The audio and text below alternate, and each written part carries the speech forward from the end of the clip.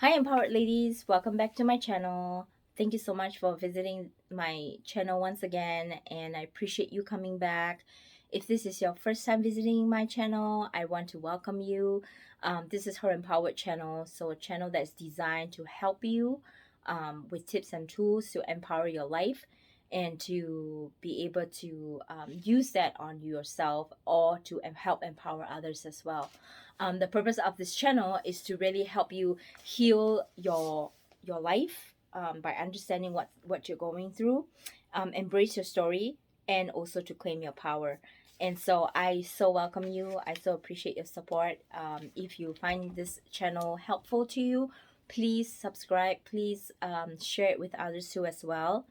The month of March is actually Women Empowerment Month. So we've been sharing topics that is really relevant to us women now. The last couple of videos we talked about recognizing signs of abuse, and the last video I actually shared about understanding your trauma. All of us go through trauma once in our life or multiple times in our life, and so it's very important for us to take the time to understand the trauma that we experience so that we're able to heal from it.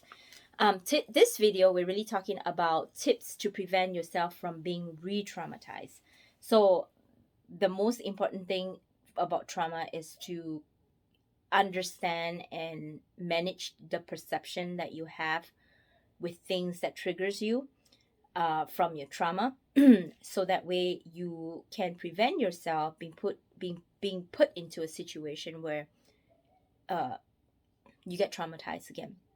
So today we're going to dive into the 7 tips for preventing re-traumatization. The number 1 tip is learn as much as you can. I think that learning is the beginning of the healing process.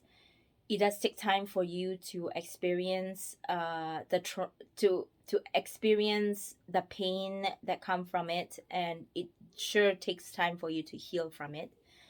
A good way for you to start is to draw a timeline from when you first experienced trauma. So, for example, for me, my first memory of trauma was when I was in age 3. I can still recall the image of me sitting on the grass with my knees cut and my knees bleeding, and that was at my grandma's funeral. I don't remember much more beyond that, but clearly it created an image in my mind that was traumatic. And so over the years, I have a different traumatic incident that had happened, but it does help for you to start at your earliest memory of trauma. So for me, it's 3, and so you can start, like, for example, age 3, 4, 5, 6, 7, all the way up to where you are right now, and then just fill in the gaps as much as you can about things that you can remember. Obviously, the bigger incident are the ones that you can remember the most, and so you can write more of, and the ones that are maybe a little bit less memorable, don't worry, it will come back to you. Once you initiate and put your mindset to wanting to heal and wanting to discover and wanting to understand, you find that a lot of memory starts coming back to you, and that is your opportunity to go back to that self and start your healing. For me, for example, today, my son was trying really hard to swallow a pill because he's trying to take some vitamins to grow taller. He's my 11-year-old. And through our conversation, this memory of my dad wanting me to swallow a pill came back to me.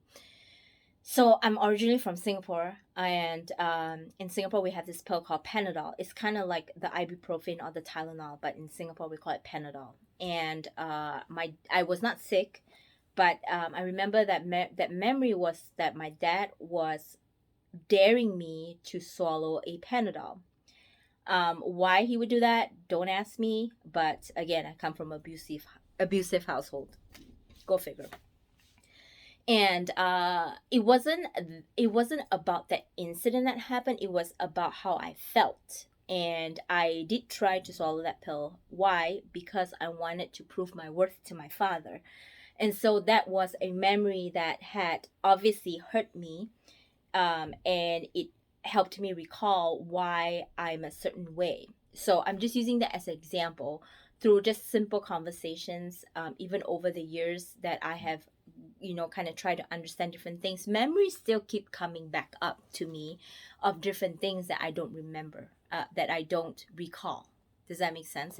So it's always helpful to start with the timeline, so that way you can start filling in the gaps, and as they come, you just work with it, understand it, feel it. That's the other thing that's really important too. Number 2, grow your skill of attunement. Part of healing is to understand and to grow your skill to cope with trauma and how trauma affects you. So for me, certain things affects me, like sound. I know sound with loud noises, which I shared in my previous video, triggers me, triggers my anxiety, triggers the tension in my body. The other thing that affects me is my interaction with my husband. If he's less attentive to me, if he's off on his own, I feel like abandoned, right? Those are some wounds that I had in me that has nothing to do with him. But in the past, I would be very affected by it. I would question, like, does he not love me anymore? Is there something else going on? But obviously, logically, now that I've gone through my skill of attunement, I understand, okay, he needs his space. There's nothing wrong. And don't overthink it. Don't take it personally, and just move on. So the skill of attunement does come with practice. Don't be too hard on yourself, especially if you are someone that has gone through years and years of trauma. Even for that one incident that had caused you a huge impact of trauma, don't feel like you have to heal yourself in a day. I have gone through the process of understanding my trauma for years, and I'm still healing from it. It is going to be, it takes time. It's going to be work, and it could take years of work to understand and to heal when wounds presents itself to you, and it might happen for a long time. So don't be hard on yourself if you feel like you're not perfect, or that one mess up. Sometimes I get so frustrated, even after recognizing that it could be because of my trauma. I still fail sometimes. I scream, or I yell, or I take things personally, and it is okay as long as you recognize that this is the effects of trauma. Just don't let it overtake your life. That's what I want to say. So the skill of attunement is like a muscle. You don't just get it once you get it. You have to keep practicing it, and you find yourself being less and less triggered over time. The third tip is look for the causes of behaviors. So recognize feelings and behaviors. Why do I behave this way? So when my husband, say for example, am off of his own, seem less attentive, I do find myself very bothered by it in the past, very insecure about it, and then I start wondering, like, is there something wrong with me? Am I too fat for him? Does he have someone else? Does he not love me anymore? Does he want to leave me? A lot of wounds starts coming up. So it takes time to recognize those wounds and recognize why you're feeling this way, because the why you're feeling this way doesn't how do you say, it's not just that feeling, it's understanding the why. Is it because something in the past triggered that feeling in me, and so I'm feeling this way, and now I'm overthinking it? So like for me, I can tell you specifically, I have a fear of abandonment because everybody in my life has left me. And so when my husband, my one person that I really depend on, is showing signs of not being attentive, or not showing me that he cares, or I think that way, that I perceive it as him not caring, then I start reading into it, and then I start creating a story in my head, and then I start driving myself crazy with the story I've created in my head. So just looking at the causes of behavior takes a little bit of patience. It takes a little bit of self-control. So really taking a step back and observing what that feeling is, right? So sometimes, even though after recognizing some of the triggers, I have to sit in a discomfort because I'm trying to observe what that feeling is instead of reacting. So you need to be slow to reacting. Take a deep breath. Understand it, feel it. It's very uncomfortable. You're going to be angry, or you're going to be mad, or you're going to be sad, or you're going to be frustrated, you're going to be disgusted. Whatever it is you are feeling, feel it. The reason about trauma is that you are so affected by it that you react right away. But it's really important for you to just take a step back and observe, without reacting to it, and to avoiding the pain. That's the main thing, because we all do not like pain, we all do not like discomfort. But the only way for you to heal your trauma is to sit and experience that feeling, understand that feeling, so that way you can overcome it. Again, it takes practice. It's not going to happen in a day. It takes years and years, and I have been doing this for years, and I still have to do that to myself. Obviously, if you can catch yourself before you fully immerse in the emotions, you are able to step back and do something different. But if you're too deep into it, there is still a way for you to hold yourself back and control your emotions. But if you let yourself slide too deep into it, then you find yourself just exploding. So it takes practice. But the first step towards healing is really awareness. The fourth tip is use person-centered strength-based thinking and language. So observe without judging yourself, first of all. So when you get to the point where you are able to observe, okay, and you find yourself able to soak in that discomfort, that uncomfortable feeling, when you get to that point of healing, you're going to feel you're going to start judging yourself, and that's inevitable, especially when you kind of fall back into always where like for me, I fall back into always, I misread, I blow things out of proportion, for example. Don't judge yourself. It's okay. You need to be gentle with yourself, and the words that you say to yourself is going to be very important.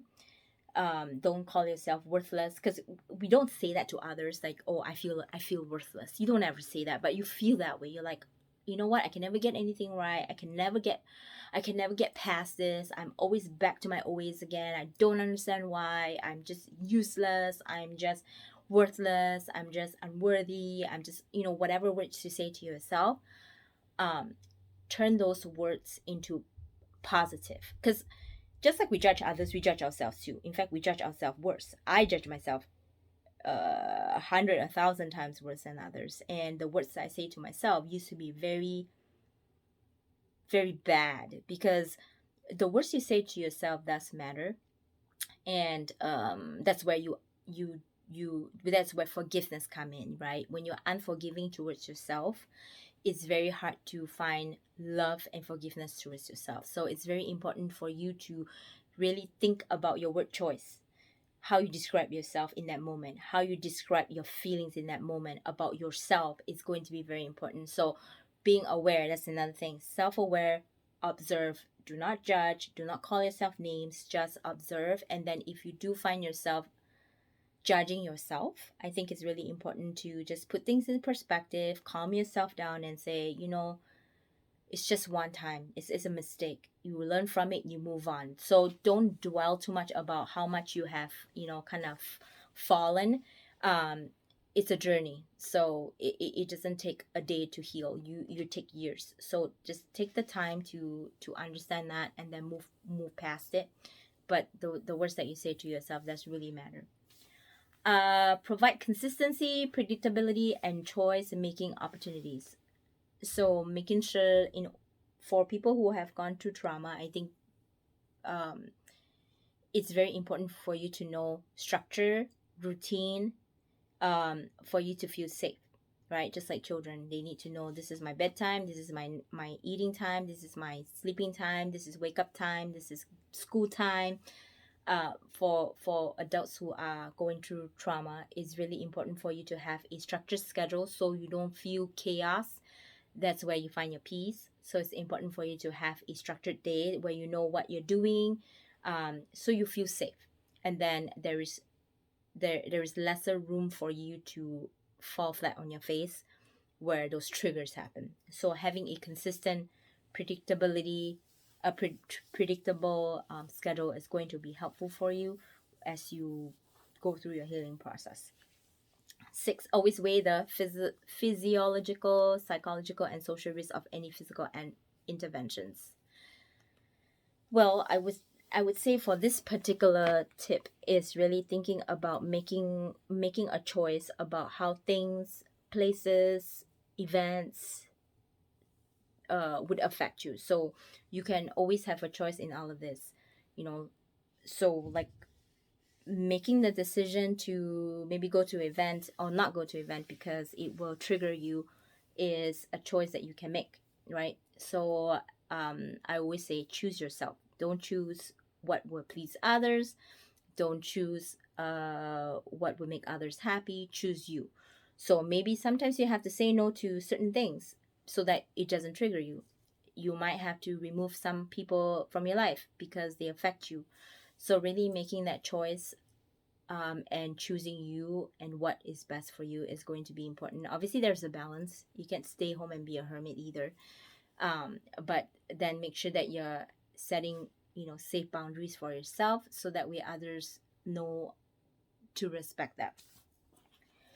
And then the last one is debrief. I think part of trauma and is the fact that you don't deal with it when it happens to you.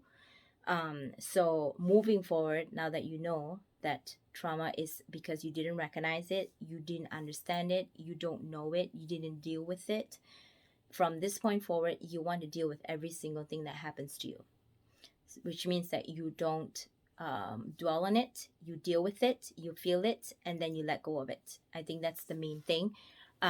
So right now, when I have any kind of incident happen that really affects me, I deal with it.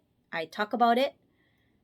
I share how I feel, and then don't dwell on it. Just let it go, because there's no sense to do that. But then you have to make sure that if it's rage that you're feeling, feel it. If it's sadness that you're feeling, feel it. If it's anger that you're feeling, feel it. But then once you are done feeling it, let it go.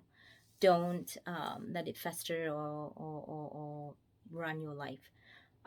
Hopefully, those tips help you prevent yourself from re-traumatization. Like I said, those are actually tips that has helped me. And like I said, it takes practice. It doesn't happen right away. It takes years, months, and it takes practice. It's a muscle that you never used to have, and so you need to grow that muscle. And the more you use it, the more you're going to be good at using it. So I'm going to leave you with that thought. Hopefully that has helped you. If you have any feedback and comments, please leave it down on the comments below. Subscribe to my channel if you find help with that whatever I shared has helped you, and hopefully that has helped you in preventing yourself from re-traumatization. If you need any help or any suggestion of videos that you would like me to share, please send me your feedback too as well. I appreciate you being here. Thank you, and until we see each other again.